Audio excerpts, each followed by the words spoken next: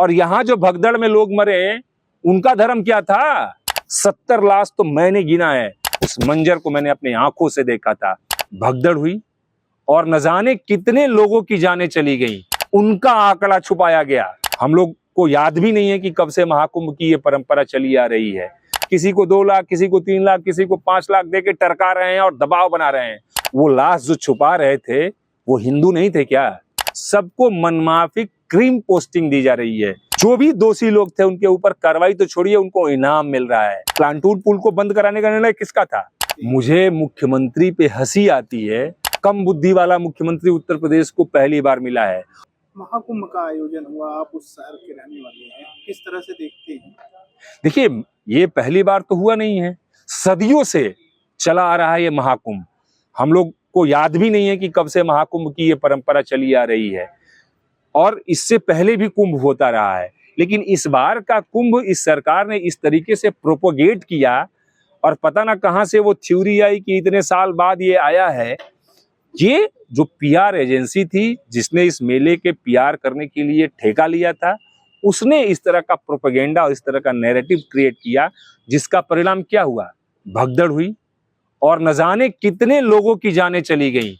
सोचिए, वहां तो ये लोग नैरेटिव चला रहे हैं कि जाति नहीं पूछी, धर्म पूछा, और यहां जो भगदड़ में लोग मरे उनका धर्म क्या था? वो तो हिंदू थे ना। उनका आंकड़ा छुपाया गया।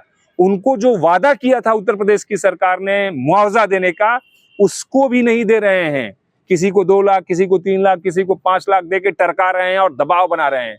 और किस तरीके से लाशें थी यहाँ मेडिकल कॉलेज में, उस मंजर को मैंने अपनी आंखों से देखा था।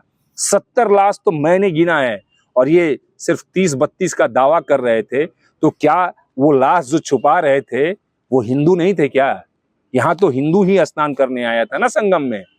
मुख्यमंत्री ने कहा था कि जो हादसे के जिम्मेदार होंगे उन पे कड़ी कार्रवाई होगी। आप खुद देख लीजिए। एसआईटी जो बनी थी 3 महीने होने को है, अभी जांच रिपोर्ट पब्लिक में कुछ नहीं कहा गया है। एकदम बिल्कुल सही, आप खुद देख रहे हैं कि जितने भी मेला में लगे हुए अधिकारी थे, सबको मनमाफिक क्रीम पोस्टिंग दी जा रही है।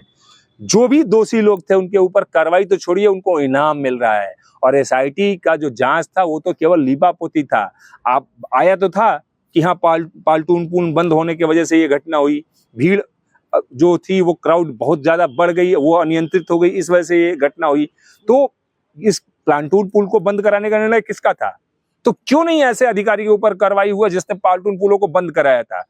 निर्णय होना चाहिए ना, उसके खिलाफ एक्शन होना चाहिए ना। नहीं, इनाम मिला।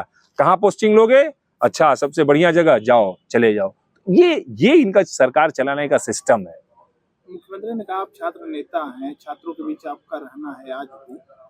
उन्होंने कहा कि जो इलाहाबाद के रहने वाले छात्र हैं, उन्होंने एक छात्र ने 3 से 4 लाख रुपए कमाए। इस दावे को किस तरह से देखते हैं? मुझे मुख्यमंत्री पे हंसी आती है कि इतना कम बुद्धि वाला मुख्यमंत्री उत्तर प्रदेश को पहली बार मिला है, और पता ना कौन उसके सलाहकार मंडल में लोग हैं जो मुख्यमंत्री को ये बता दिए कि 3-3 लाख रुपया यहाँ का छात्र कमाया है।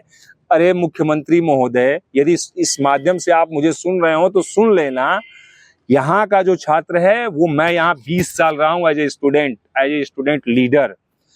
8x8 के कमरे में तपस्या करता है, दाल भात चोखा बना के खाता है और संघर्ष करता है, तपस्या करता है। सिर्फ इस उसके आंखों में सपना होता है कि इतने दिनों से मैं अपने घर से आया हूँ, उसके माँ बाप अपना पेट काट करके पैसा भेजते हैं अदद एक नौकरी के लिए, एक रोजगार की तलाश में। और यहाँ के जो छात्र हैं वो मोटरसाइकिल नहीं चला रहे थे, जबकि जो यहाँ के स्थानीय लोग थे, युवा, वो मोटरसाइकिल से लोगों को चला रहे थे। और मैं तो उन मोटरसाइकिल चलाने वाले जो स्थानीय नौजवान थे उनको धन्यवाद देना चाहूंगा। कम से कम उनके बदौलत स्नानार्थियों को सहयोग मिला, उनको थोड़ा सा राहत मिली। नहीं तो उत्तर प्रदेश सरकार की जो बदतिजामी थी, जो व्यवस्था थी, 20-20, 22-22, 25-25 किलोमीटर पैदल बुजुर्ग लोगों को, सेनानियों को, स्नानार्थियों को चलना पड़ रहा था। हम लोगों ने अपनी आंखों से देखा है। मैंने खुद निःशुल्क कई लोगों को ड्रॉप किया उनके स्थल पे। और मुख्यमंत्री को शर्म नहीं आई कि जिन नौजवानों पे आप इस तरह का आरोप मर रहे हो कि वो पैसा कमाए हैं, वो अपना पेट काट कर, जब मौनी अमावस्या के समय ओवर क्राउड हो गया तो अपने घर में, अपने कमरे में उसी स्नानार्थियों को जगह दिया था, वरना पता ना कितनी बड़ी घटना होती, वो ईश्वर ही जानता है। वो तो यहाँ के छात्रों ने बचाया। और मुख्यमंत्री की क्या बात कर रहे हैं, वो तो एक हिस्ट्री शीटर को बता रहे थे कि नाव से बहुत पैसा कमा लिया है, जबकि वो इलाहाबाद का नंबर 1 हिस्ट्री शीटर है। वो पूरे जो छोटे नाव वाले हैं उनसे पैसा वसूलता है, उनसे गुंडा टैक्स वसूलता है, और इस तरह के अवैध कमाई करने वाले को मुख्यमंत्री यदि कहते हैं कि नाव से कमाने वाला एक व्यक्ति है जो लाखों रुपया कमा लिया, तो ऐसे मुख्यमंत्री की बुद्धि पर मुझे हंसी आती है। और मुझे दुख होता है कि ये उत्तर प्रदेश, इतने बड़े सूबे का ये पहला ऐसा मुख्यमंत्री है जिसके पास समझ नहीं है।